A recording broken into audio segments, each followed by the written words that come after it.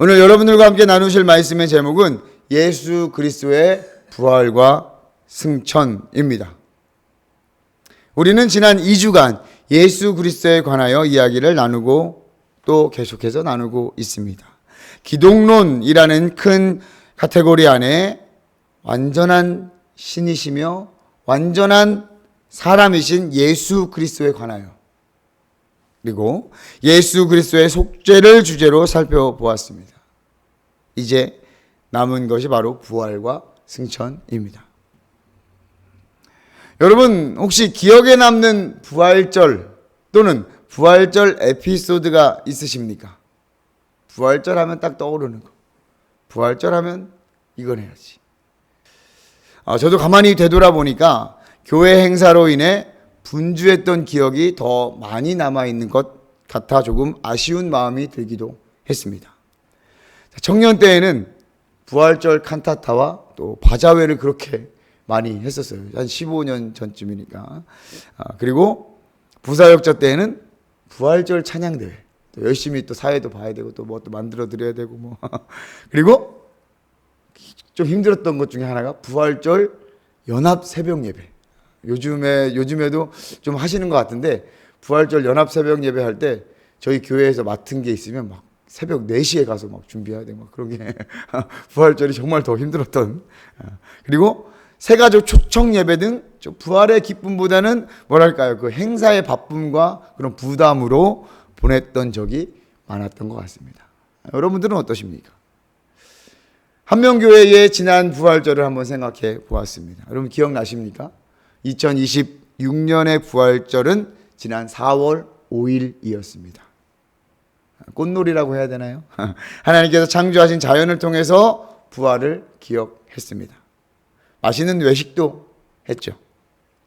개인적으로 여유가 있으면서도 이 가까운 곳에서 이 기쁨을 누린 그런 귀한 시간으로 기억되어서 참 감사했습니다. 사진도 보니까 다들 웃고 계시고 또 이 근처에 꽃이 그렇게 이쁘게 핀 것을 또 발견하게 되었습니다. 자, 그러면서 하나님께서는 세상의 많은 자연 만물을 통해서도 부활의 섭리와 은혜를 기억하도록 만드셨구나라는 생각을 마음속 깊이 해보게 되었습니다. 자, 오늘 살펴보고자 하는 예수 그리스도의 부활 그리고 승천이라는 하나님의 놀라운 이 계획과 실행은 기독교 신앙의 핵심 교리입니다. 우리 신앙의 중심에 바로 부활과 승천이 있습니다. 복음서를 포함한 신약 성경에서는 그리스도의 부활에 대해 풍부하고 실제적인 증언이 담겨져 있습니다. 특별히 사도행전에서 사도들이 목숨 걸고 전한 것이 예수 그리스도의 부활입니다. 가룟 유다가 죽은 후 한 명의 사도를 세우기 위해 마띠아를 제비 뽑게 됩니다. 그때 베드로가 일어나 제자들과 무리에게 말할 때 무엇이라고 합니까? 항상 우리와 함께 다니던 사람들 중에 하나를 세워 우리와 더불어 예수께서 부활하심을 증언할 사람이 되게 하여야 하겠다. 그리고 마띠아를 뽑게 돼요. 자, 또한 사도행전 4장 33절에서는 사도들이 큰 권능으로 주 예수의 부활을 증언하니 무리가 큰 은혜를 받았다라고 기록하면서 사도들이 전한 복음의 핵심이 바로 예수 그리스도의 살아나심, 부활임을 알 수 있습니다. 그렇다면 직접적으로 부활은 무엇을 의미하고 있습니까? 사도들이 그리고 많은 믿음의 선진들이 목숨 걸고 전한 예수 그리스도의 부활은 완전한 육체적인 부활입니다. 단순히 죽은 자가 살아난 것과는 다른 의미입니다. 사실 부활하면 그냥 죽은 자가 살아났다라고 생각하실 것입니다. 그러나 예수 그리스도의 부활은 완전히 다른 부활의 개념입니다. 우리는 부활하면 나사로를 금방 떠올릴 수 있습니다. 요한복음 11장에 나사로가 다시 살아났죠. 죽은 지 나흘이나 지난 나사로를 예수님이 살리셨습니다. 예수 그리스도의 부활이 단순히 죽음에서 다시 살아나는 것, 소생, 생명이 다시 깨어나는 이 소생의 의미라면 예수님께서도 나사로와 같이 다시 살아났지만 약해지고 다시 늙어 결국 죽음을 겪어야 했을 것입니다. 그러나 예수 그리스도의 부활은 육체의 연속성을 가지며 다시 고통받거나 죽을 수 없는 변화된 모습임을 여러분 믿으시기 바랍니다. 여기서 육체의 연속성이란 예수님의 부활하신 몸이 그 어떠한 우리가 보는 홀로그램 또는 반투명 상태의 그 영혼적인 그런 상태, 비물리적인 상태가 아니라는 의미입니다. 우리는 예수님께서 제자들이 문을 꼭 닫고 있었던 장소에 갑자기 나타나셨다는 이 복음서의 이야기를 살짝 오해하는 경향이 있어요. 영화나 드라마에서 묘사처럼 예수님이 이렇게 좀 투명한 이렇게 돼서 그냥 물질을 쑥쑥 지나고 뚫고 지나는 것과 같은 상상을 하게 됩니다. 하지만 예수님의 부활한 몸은 십자가 위에 고통당하신 못자국 난 그 손, 발, 그리고 옆구리에 창을 찌르는 모습 그대로 부활하셨습니다.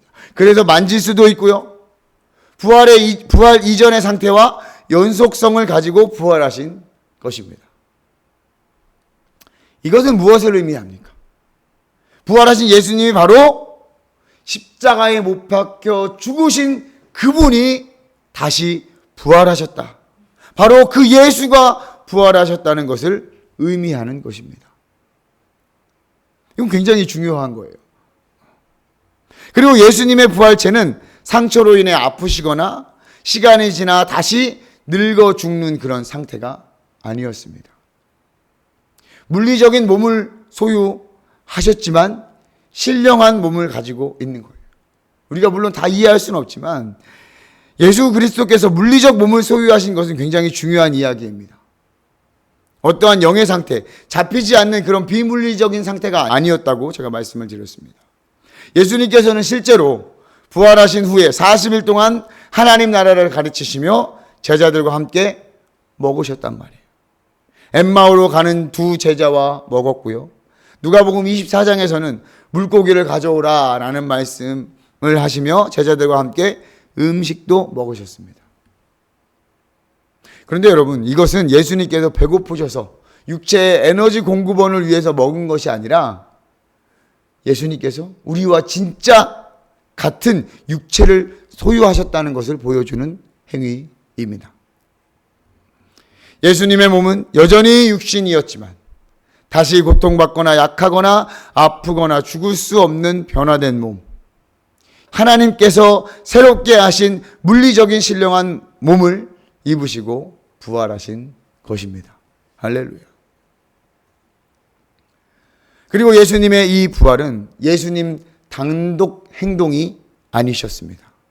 이 부활을 계획하고 함께 이행하신 분이 계십니다. 바로 성부 하나님께서도 이 부활에 동참하셨어요. 성경은 예수 그리스도가 부활하신 것, 다시 살아나신 것에 관하여 성부 하나님과 함께 이야기하고 있습니다.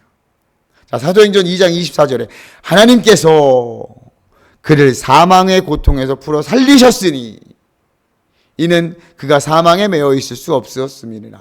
하나님께서 그를 살리셨다. 자, 로마서 6장 4절에서도 이는 아버지의 영광으로 말미암아 그리스도를 죽은 자 가운데서 살리심과 같이, 누가 살리셨냐면 그러므로 우리가 그의 죽으심과 합하여 침례를 받음으로 그와 함께 장사되었나니 이는 아버지의 영광으로 말미암아 그리스도를 죽은 자 가운데서 살리심 같이 우리로 또한 새 생명 가운데 행하게 하려 하심이라. 하나님께서 그리스도를 살리신 거예요. 갈라디아서 1장 1절에 사도 바울의 고백이 이렇습니다. 사람들에게서 난 것도 아니요 사람으로 말미암는 것도 아니요 오직 예수 그리스도와 그를 죽은 자 가운데서 살리신 하나님 아버지로 말미암아 사도된 바울. 자, 그를 죽은 자 가운데서 살리신 하나님 아버지라고 성부 하나님의 그 부활에 참여하신 것을 선포하고 있습니다. 또한 예수님께서도 능동적으로 부활에 참여하셨어요. 요한복음에서 예수님께서 이렇게 말씀하셨죠. 내 목숨을 버리는 것은 그것을 내가 다시 얻기 위함이니 이로 말미암아 아버지께서 나를 사랑하시느니라. 예수님께서는 스스로 또 능동적으로 이 죽음과 부활에 참여하신 것입니다. 하나님께서 독생자를 사랑하시는 그 사랑을 아시기 때문에 말이죠. 또한 요한복음에서는 예수님 자신이 부활임을 선포하셨습니다. 나는 부활이요 생명이다. 정리하면 성경에서 가르치는 부활은 완전한 육체를 가지고 부활하신 예수 그리스도, 그리고 그 부활을 함께 참여하신 하나님의 사역으로 가르치고 있는 것입니다. 이러한 부활의 의미, 우리에게 주는 부활의 교리적 유의는 무엇일까요? 부활이 기독교 신앙의 핵심인 이유가 무엇인지 살펴보고자 합니다. 먼저 부활은 우리에게 허락된 새 생명을 보증해줘요. 증명해줍니다. 베드로전서 1장 3절입니다. 우리 주 예수 그리스도의 아버지 하나님을 찬송하리로다. 그의 많으신 긍휼대로 예수 그리스도를 죽은 자 가운데서 부활하게 하심으로 말미암아 우리를 거듭나게 하사 산 소망에 있게 하시며 새 생명에 있게 하셨다. 베드로전서 1장 3절에서 고백하고 있습니다. 베드로는 예수님의 부활을 우리의 거듭남, 새 생명과 연결하여 선포합니다. 예수님께서 부활하셨을 때 예수님이 소유한 완전히 새로운 생명, 즉 부활 생명을 지금 예수 그리스도를 믿는 저와 여러분들도 소유한다고 선포하고 있는 것입니다. 자, 에베소서 2장 5절과 6절에서는 이렇게 기록되어 있는데요. 허물로 죽은 우리를 그리스도와 함께 살리셨고 너희는 은혜로 구원을 받은 것이라. 또 함께 일으키사 그리스도 예수 안에서 함께 하늘에 앉히시니. 아멘. 예수 그리스도를 통해서 부활의 은혜와 권세를 우리도 함께 누릴 수 있다는 놀라운 은혜를 선포하고 있습니다. 이것은 그리스도인의 삶에 매우 긍정적인 영향을 미친다고 할 수 있습니다. 이 땅에서 우리의 육체는 그대로지만 우리의 영은 부활의 능력으로 살아갈 수 있다는 것입니다. 예수 그리스도를 믿는 우리는 예수님의 십자가에서 함께 죽고 예수님과 함께 살리셨습니다. 그리고 함께 하늘에 앉히실 것입니다. 우리는 아직 앉지 못했지만, 자, 그리고 하나님께서 우리에게 베푸시는 하나님의 역사하심의 능력은 바로 하나님께서 예수 그리스도를 다시 살리시고 우편에 앉히신 하나님의 능력과 같단 말이에요. 그러니까 그 하나님께서 예수 그리스도에게 베푸신 그 능력이 지금 저와 여러분들에게도 동일하게 베풀어 주신다는 거예요. 따라서 이 세상에서 살아가는 우리들은 그 부활의 능력을 힘입어 죄를 능히 대적하고 싸울 힘이 있는 거예요. 여러분 믿으십니까? 그분의 힘을 느끼는 거예요. 그리고 그뿐만이 아니라 하나님 나라를 위해 일하는 능력을 우리에게 주십니다. 부활하신 주님이 하늘에 오르시기 전에 뭐라고 선포하십니까? 오직 성령이 너희에게 임하시면 너희가 권능을 받고 예루살렘과 온 유대와 사마리아와 땅끝까지 이르러 내 증인이 되리라 하시니라. 부활하신 주님의 권능과 능력을 힘입어 복음을 선포하고 기적을 행하며 그 반대를 물리치고 승리할 수 있게 하는 이 능력, 예수 그리스도의 부활 후에 우리에게 주어진 놀라운 은혜입니다. 할렐루야. 그 은혜를 우리가 누리는 거예요. 또한 예수 그리스도의 부활은 우리의 칭의를 보증합니다. 칭의, 의롭다 여김을 받으시게 한다는 것이죠. 로마서 4장 25절에 이렇게 기록되어 있습니다. 예수는 우리가 범죄한 것 때문에 내줌이 되고 또한 우리를 의롭다 하시기 위하여 살아나셨느니라. 아멘. 예수 그리스도의 부활을 통해 우리를 의롭다 하기 위하여 우리의 칭의를 예수 그리스도의 부활로 보증하시는 거예요. 우리를 의롭다 하시기 위하여 살아나셨느니라. 아멘. 예수 그리스도의 십자가와 부활을 통해 우리를 향한 모든 죄의 대가를 예수님께서 치르셨습니다. 어떠한 죄책도 남지 않았습니다. 그래서 우리가 하나님께 의롭다라고 불려질 수 있는 것입니다. 자, 우리가 방금 살펴본 에베소서 2장 5절과 6절에서 우리는 함께 살리셨다는 것 또한 그리스도에 대한 하나님의 인정, 그러니까 함께 살리셨다는 것 또한 그리스도에 대한 하나님의 인정은 그와 함께 연합한 우리도 인정해 주시는 것과 같은 거예요. 함께 일으키셨다고 했잖아요. 예수 그리스도를 인정하셨어요, 하나님이. 그리고 그와 함께 우리를 연합해서 그를 믿고 그와 함께 연합된 우리도 인정해 주시는 것과 같은 거예요. 죄에 대한 모든 형벌을 치렀으니 내가 보기에는 너는 죄가 없고 의롭다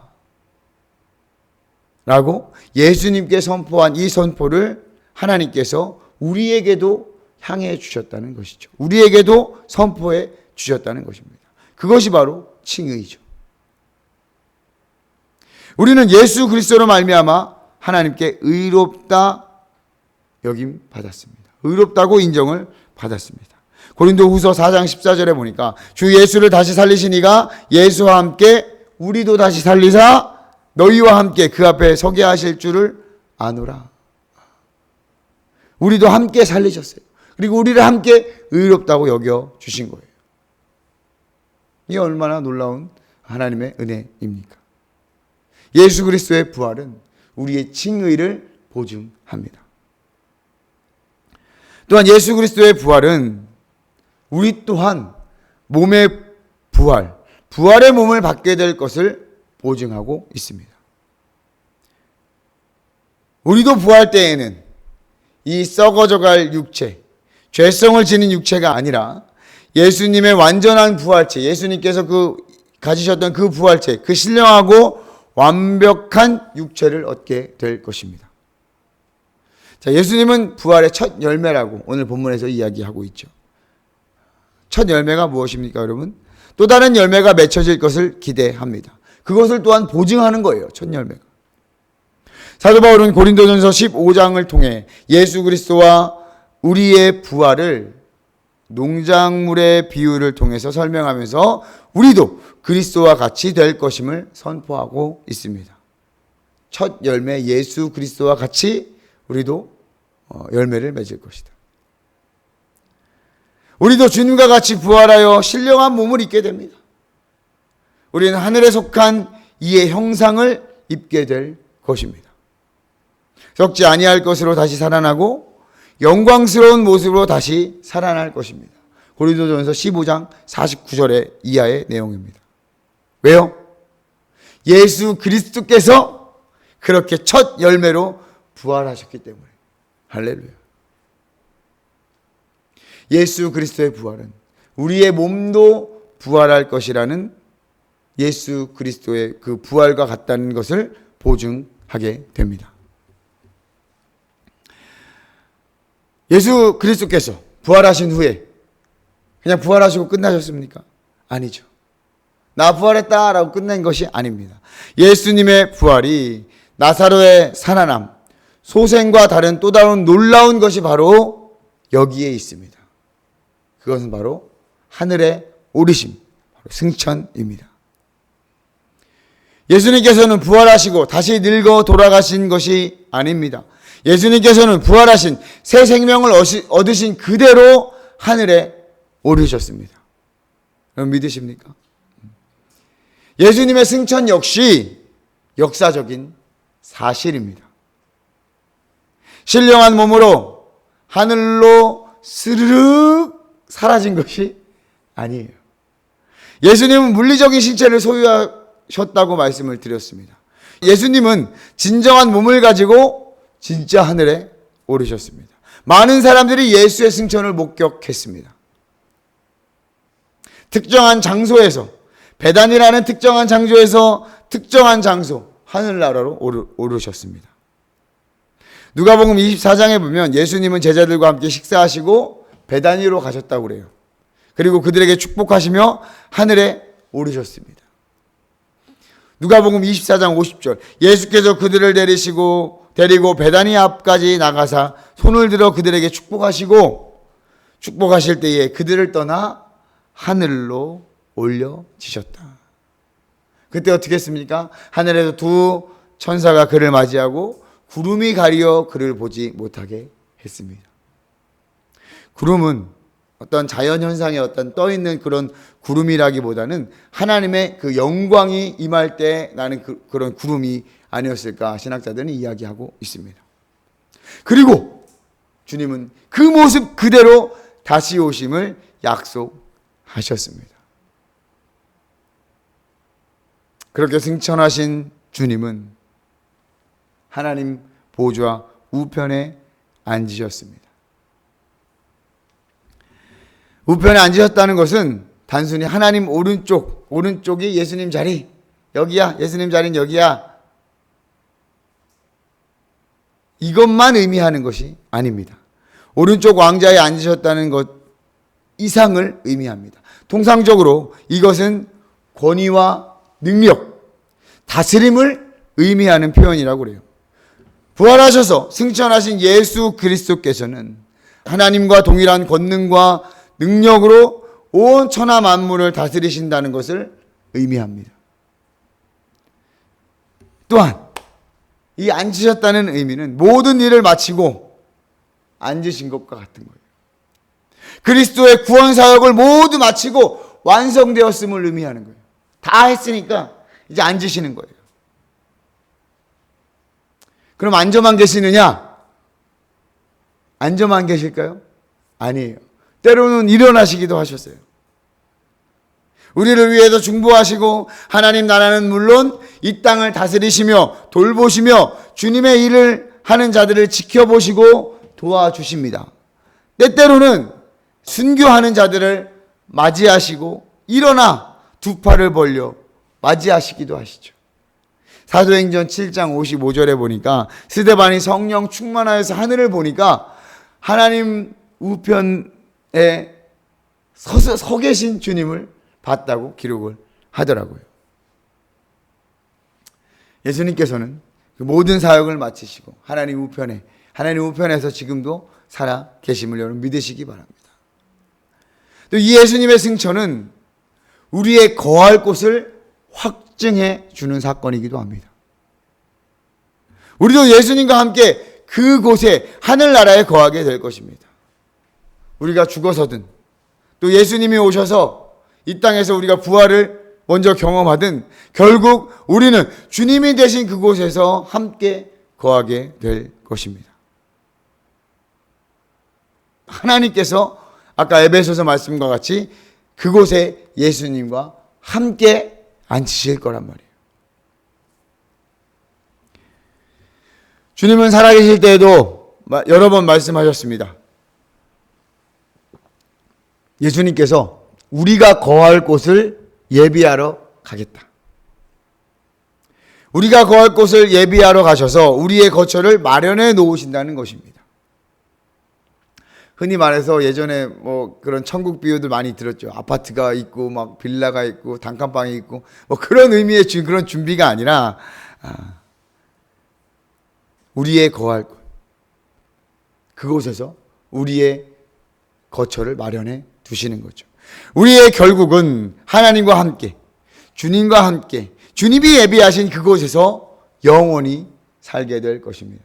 할렐루야. 자, 예수 그리스도의 부활과 승천에 관하여 중요한 의미가 하나 더 있습니다. 그것은 예수님께서 십자가에서 피 흘리시고 부활하셔서 하늘에 오르셔서 하늘의 성소를 정결하게 하셨다는 거예요. 단번에 그 거룩한 성소에 들어가셨습니다. 자, 이것은 히브리서 기자가 설명하는 놀라운 신비인데요. 히브리서 9장 23절과 26절을 우리가 함께 앞에 보면서 같이 읽어보고 또 말씀을 보겠습니다. 시작. 그러므로 하늘에 있는 것들의 모형은 이런 것들로서 이런 것들보다 더 좋은 제물로 할지니라.